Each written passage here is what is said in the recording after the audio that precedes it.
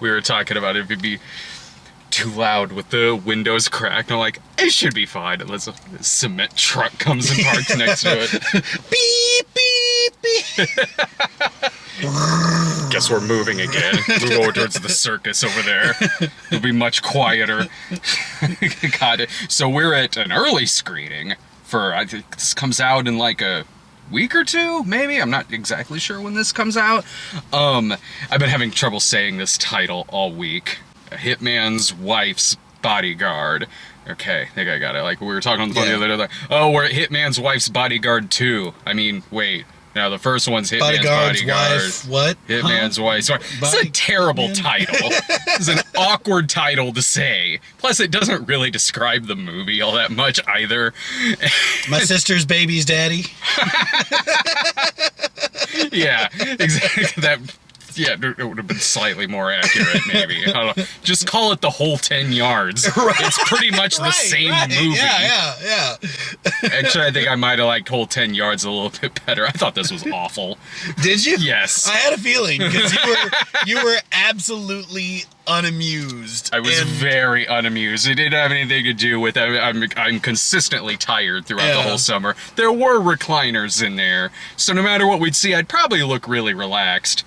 Part of that was because I thought this movie sucked. You got here probably like 10-15 minutes into the movie. Another week where I was late as hell, and I am so sorry. No, you're fine. You're fine. Like, it's well, actually, I don't know. Maybe you really loved this movie, so maybe you... No, I didn't love it. Maybe you're sad you missed the first 10 minutes. When we were talking on the phone earlier, and I said to you, I go, you should be fine. This feels like the kind of movie that'll probably open with something later and then say, 2 weeks earlier. It didn't. I kind of wish it did, because that would have been easier to describe. I got 10 minutes into this, and I was like, I have no idea how I am going to describe to Jerrid what's going on. In the first 10 minutes, this movie had like 20 scenes.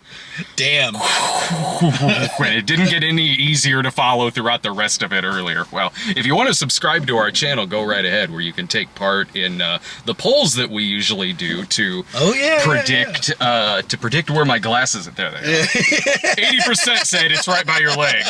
So you can take part in like the polls that predict what we're going to say about this movie. I think it was a low percent said they'll give it an A. Like 41% came out saying C, 12% said F, 8% was like A. It was 8% who are wildly optimistic about this film. Or it's the 8% that says, I'm going to pick the opposite of what I think they're going to say about it. So, the movie opened with an award ceremony that was a dream sequence where it was like an Oscar ceremony, but for bodyguards. Oh, God. Ryan Reynolds wins an award, goes up there on stage. Suddenly everyone in the crowd is Samuel L. Jackson. And then Ryan Reynolds runs outside where there's a ghost of a guy who died, and that Ryan Reynolds used to be the bodyguard of, and then Samuel Jackson shoots him in the head and says, "Tick-tock, motherfucker." And then it cuts to Ryan Reynolds in a therapist's office, where about 50 more scenes happen after that. And Jesus. I can't even remember what I said to you when you came in. You just basically gave me the rundown of Salma Hayek is, married to Samuel L. Jackson, and that's just me describing the first movie. Right, which fine, that's all I needed. Yeah, did you see the first one? I did not. It's okay. Yeah. I don't remember much about it, but I remember thinking it was okay. Yeah. I remember thinking it was better than some of the reviews were, but I didn't love it. Right. This one I'm probably right along there with a lot of the reviews for this. I couldn't, let alone being hard to describe the first act of this film, that stuff just happens. Salma Hayek shows up and says, "My husband's getting kidnapped." He says, "You should help. Can you help?" "Yeah, sure, I guess, but I'm on sabbatical." Okay, that's kind of what I said when you showed up. I go, everything else I don't know, and I still can't tell you. This is so goddamn unfocused to what almost impressive fault about how unfocused this movie is. I don't know, something to do with a briefcase, something to do with a drill, and Europe, and Antonio Banderas as a sultan in Greece who wants to take over Europe, and Frank Grillo is an Interpol agent. This movie felt like I was watching a movie on a DVD that skips. Yeah, I can agree with that. I can agree with that assessment. Having said that, I didn't mind it. I thought this was okay.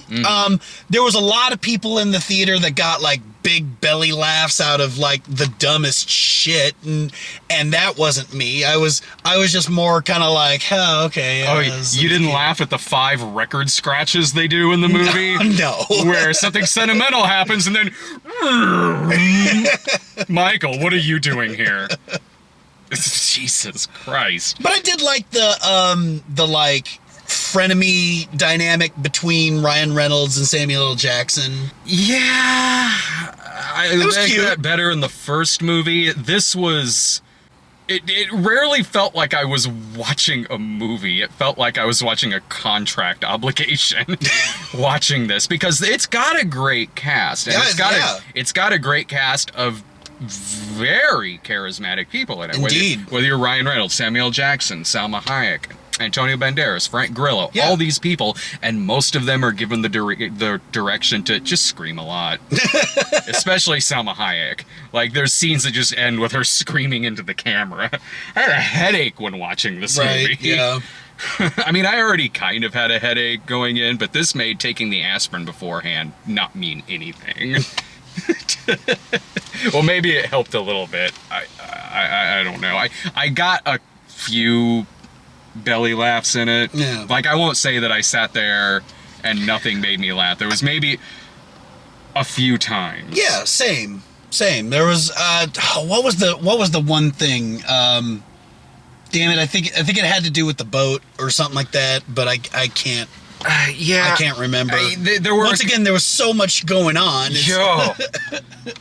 Once you think a scene is only halfway through, no, the scene's over. Gear up for the next 5 minutes, or we're going to cut to this, cut to this, cut to this, cut to this. You missed the worst joke in the movie, by the way, where it cut to, you know how they did the little title card showing the locations? Okay, yeah. There was one, it was in the first 10 minutes, where it showed Capri, Italy. Okay. And it says Capri, Italy, and then goes, not the pants. Like Capri. Like, what? Stop it. And that's the old... It's a bad And let me guess, joke. everybody in the theater was just like... I don't remember. I feel like I've lived 12 lifetimes since that scene in the movie. That was in a previous life. Because just to give you an idea, I'm going to roast everybody who was in that theater for just a second. Like, just to give you an idea of some of the jokes that this crowd laughed at was, toward the end, Salma Hayek tricked Samuel L. Jackson into signing papers adopting Ryan Reynolds. And like everybody just like around us just started laughing, and I'm like, I gotta give some respect to the audience a little bit though. I don't remember what the reaction was to the Capri pants thing, and which is weird because it's the only time the title cards did that. Right, yeah. So what? But there were so many moments in this movie where, and I realize it's an over-the-top movie, and there's a lot of movies where they'll do things like this, and it'll work perfectly fine. But then there's some times where something terrible will happen to a character, and it just feels like they kind of just don't care. Like Ryan Reynolds getting hit by a car several times in the movie and flipping up in the air. Yeah. Which should... I feel like a putz complaining about this, but it really just kind of felt like, okay, if you don't give a shit, I don't give a shit. Right. No, honestly, and him flying through the windshield when they crashed the car. Yeah. Honestly, there was a lot of stuff in here that just didn't make any sense. It didn't seem realistic at all. And I know it's supposed to be over the top, but I don't know. It just wasn't working for me. And whenever that stuff would happen, I was hearing the audience go like, "Oh, come on." Really? Yeah, I was. Oh. Well, the people next to me were. Because I was listening to like the whole room around me, and all I could hear was just like yuckles at like some of the dumbest jokes, and I was just rolling my eyes like, it isn't that funny, people. It's full of a lot of those, and it wasn't even that good of a movie to look at. Like, and I don't know how much of this was shot outdoors or not. Maybe a lot of it was. Maybe this is just how flat the movie looks or how some stuff is lit. But there are so many scenes in this movie that look really green screen cheap. For scenes where they're just like sitting in the grass talking. Yeah. Or on a dock talking. Yeah. I noticed that a couple times too. Did you? Yeah. It's quite a bit in this movie. And when you're in the car, sure, that's one thing. But there were so many scenes that were like that. Yeah. That made this feel like, was this made really fast? Because truth be told, I didn't even know they were making this movie until like a month or two ago when the theaters were opening back up. Yeah. And I was like, all right, what's coming out here in a couple months? Hitman's Wife's Bodyguard. There's a sequel to Hitman's Bodyguard coming out? Okay. Oh, I remember what scene it was now that gave me a good laugh. What are we spoiling? Morgan Freeman. Yeah. That part got a couple laughs. That part was great. Like whenever Samuel Jackson was like, but wait a minute, he's, a best-selling author, a legend. I got a couple belly laughs out of that. Ryan Reynolds had a couple good, I thought that was a good when the guy tore apart Ryan Reynolds' gun, and Ryan Reynolds called it like witchcraft or something. Witchcraft. I got a couple belly laughs, but they were the kind of laughs that were so late in the movie to where I had really checked out. So sure, this is too late for you. Yeah, there were a couple times where I was like, like that. Right, yeah. But it was nothing that pulled me back into the movie. Exactly, yeah. Nothing that made me be like, well, okay, maybe I'll start going easy on this movie. No, I was having trouble following this. It just felt so rushed together and ran like it felt like a whole movie you're watching on fast forward. Yeah. God. Yeah. Or like you said, a DVD skipping. Yeah, it really did, dude. But I mean, you liked it better than I did. So like, was it because just a lot of jokes landed more for you than me? I mean, I guess, yeah. In that relative sense. Like I said, I didn't enjoy it as much as some of the other people in the theater. I've forgotten how hot Salma Hayek is. Oh, man. Yeah. Man. I need to see more movies with Salma Hayek. Or I just want to go home and rewatch Overboard again because they reference that a few times in the movie. Yeah, I know it's not a Salma Hayek movie, but they reference it. I mean, she gives a backstory in the movie that is the movie Overboard. Yeah. And if you missed it, they say a few times in the movie, hey, that's Overboard. That's Overboard. At least they're referencing the original and not the Anna Faris remake from a couple of years ago. Are we giving grades now? I don't know what else to say about this movie, man. I didn't enjoy myself at this. It's one of those movies that is going so fast and so random that I knew that it was the kind of movie that felt to me like it was on for an hour, but I'd look at my phone and it'd be like, shit, this has only been on for 30 minutes. Damn. And that happened because I got like a alert on my phone. I looked down to see if I was missing a text or something, and kind of looked down. I was like, oh, Jesus Christ, this has only been on for 30 minutes. Yikes. God, what more is there in this movie? I would give it, because the cast is, they're trying to make the most of it. They certainly are. And there were like maybe 3 minor laughs I got out of it.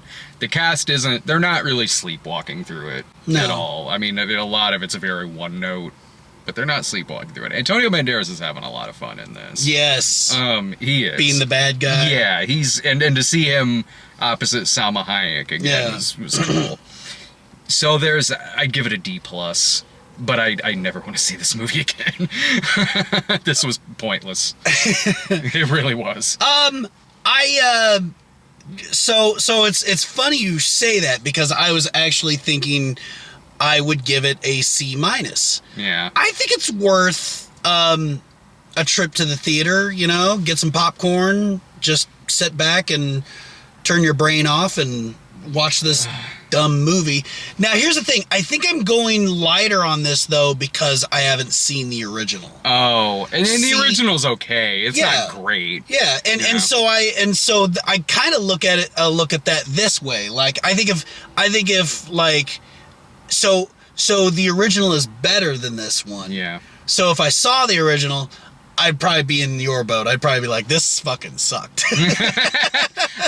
It's not even that I remember that much about the original, but I just remember thinking it was okay. Yeah. This felt weirdly like an action comedy you'd see from the early mid-2000s. Yeah. And not in a good way for me. In the kind of way that something would come out, would be quickly forgotten, and then you'd remember it if you follow one of those like retro accounts that I follow on Twitter, where it'll say something like, on this date, Vantage Point came out. Like, oh, okay. All right. I haven't thought about that in a long time. It's this kind of movie. Yeah, like 20 years from now. Yeah, be like, 20 years ago, Hitman's Wife's Bodyguard came out. Oh, for sure. I'm never gonna remember this movie. Yeah. This really is just a money burn, really, whenever it comes to the ticket. But I had a little bit of fun, but that's only because, like I said, I haven't seen the first. You gonna watch the first one now? Yeah. I'll see the first one, because then I'll probably be like, wow, the sequel really did suck. If you want to go see a sequel this weekend, I'm telling you, Peter Rabbit 2 is not that bad.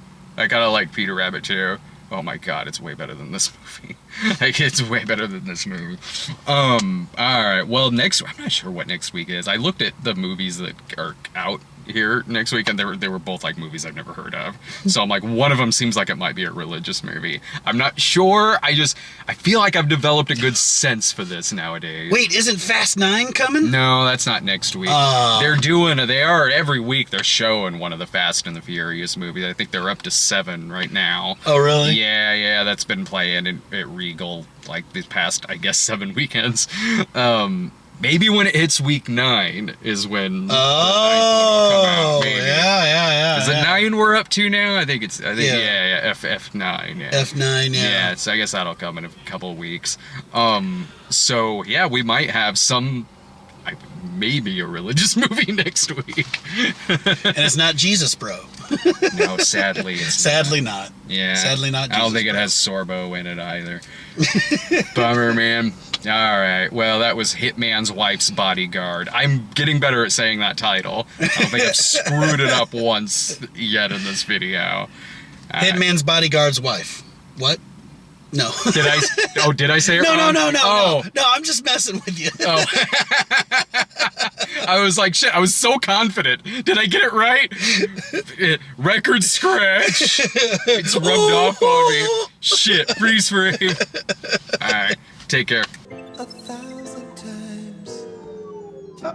Hang on. What is he doing here? You said, baby, get me Michael Brice. No. I said, baby, I need help. Get anyone but Michael Bryce. What?